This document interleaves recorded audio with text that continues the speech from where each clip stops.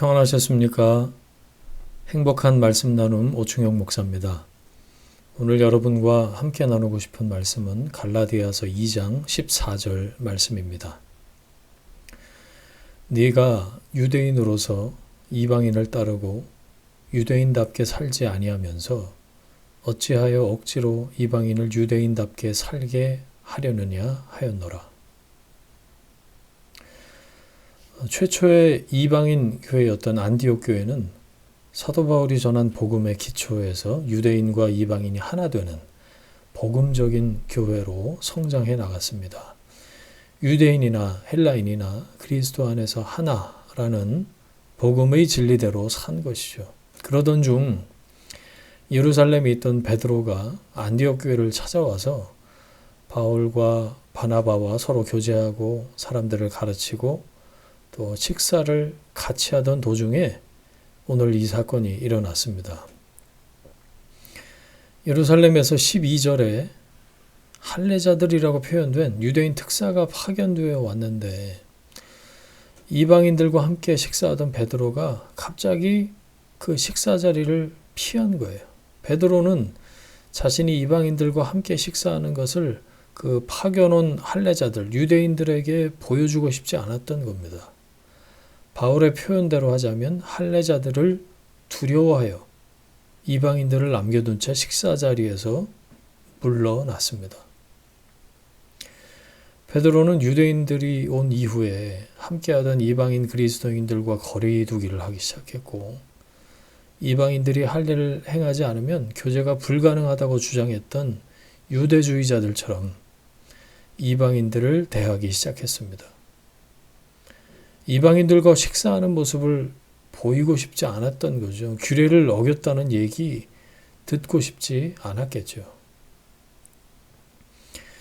베드로를 위시한 유대 기독교인들은 이것이 나름 지혜로운 처신이라고 생각했을지도 모르겠습니다. 하지만 바울은 이를 대단히 심각한 상황으로 생각했습니다. 그저 다소 현명하지 못한 행동 정도가 아니라 아예 복음의 진리를 따라 바르게 행하지 않은 것이라고 본 거죠. 바울은 베드로의 이런 행동이 책망받아 마땅한 일이라고 간주했고 그래서 면전에서 그를 꾸짖습니다. 베드로가 누구죠? 베드로는 예루살렘 교회의 중심 인물들 중에 단연 으뜸이었습니다. 예수님의 제자들 중에 늘 가장 먼저 그 이름을 올리는 수제자입니다. 베드로라는 이름은 예수님께서 직접 지어주셨어요. 예루살렘 교회에서 베드로의 위치 사실 견줄 사람이 없습니다. 교회 안에서 누구도 베드로에게 시비를 걸 수 없을 만큼 지위가 확고했다는 거예요. 그런 베드로가 지금 바울에게 호되게 꾸지람을 듣습니다. 들을만 했습니다. 아니 들어야 했습니다. 이건 누가 더 교회 안에서 영향력이 있는가, 누가 원조고 누가 선배인가 이런 따위의 문제가 아니었습니다. 그런데 더 놀라운 건 바나바까지 이 베드로의 말에 행동에 영향을 받았다는 거예요. 바울은 그래서 충격을 받습니다. 아니 도대체 이 사람들 어떻게 된 건가? 이 사람들 정말 사도가 맞나? 바울은 이 문제를 그냥 지나치지 않아요. 베드로의 이 행동을 사람들 앞에서 공개적으로 문제 삼습니다. 그래서 정말 뜻밖의 일이 발생한 거죠. 베드로, 당신 자신이 유대인으로서 이방인을 따르고 유대인답게 살지 않으면서 어떻게 억지로 이방인을 유대인답게 살게 하려고 한단 말입니까? 바울이 제기한 문제는 복음의 진리에 관한 것이었어요.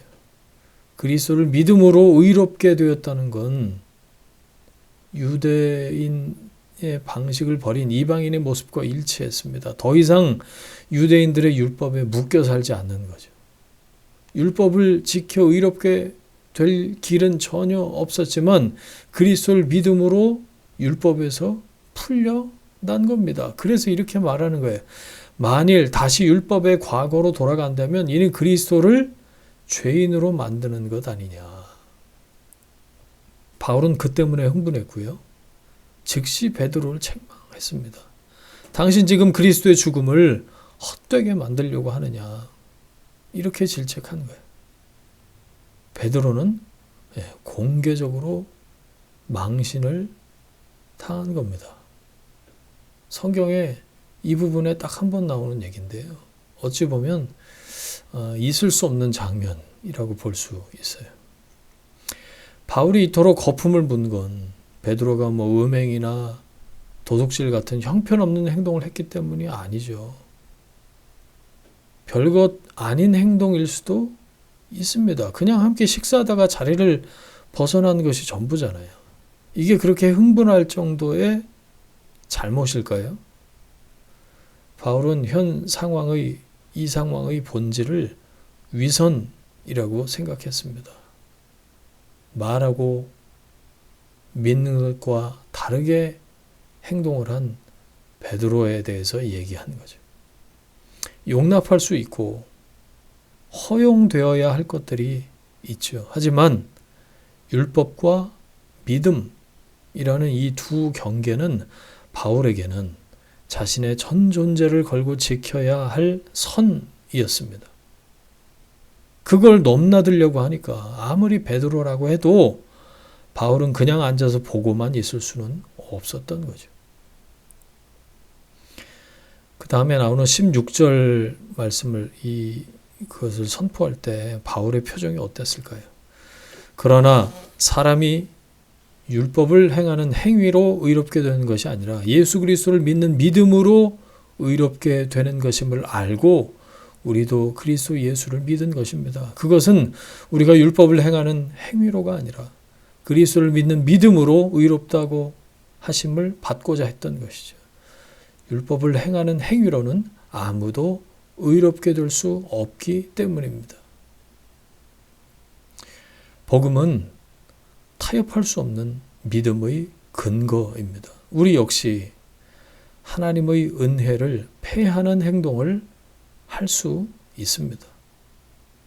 우리가 지키고 붙잡고 따르고 선포해야 할 진리, 즉 예수 십자가 복음을 믿음으로 의롭게 된다는 말씀이 여러분 안에서 흔들리지 않도록 믿음을 굳게 하시길 바랍니다.